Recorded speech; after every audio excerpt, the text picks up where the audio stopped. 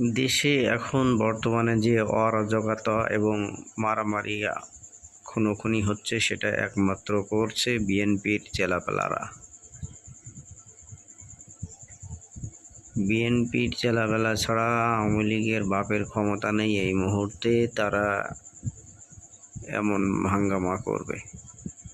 So জাতির কপালে আরও দুর্ভোগ আছে যদি নাকি ভালো এবং সৎ মানুষকে ক্ষমতায় না আনে, এবং মানুষ চিনতে যদি ভুল করে জাতি, তো আবারও দুর্ভোগ আছে, আবারও একই অবস্থা হবে বাংলাদেশে, আবারও যুদ্ধ করা লাগবে।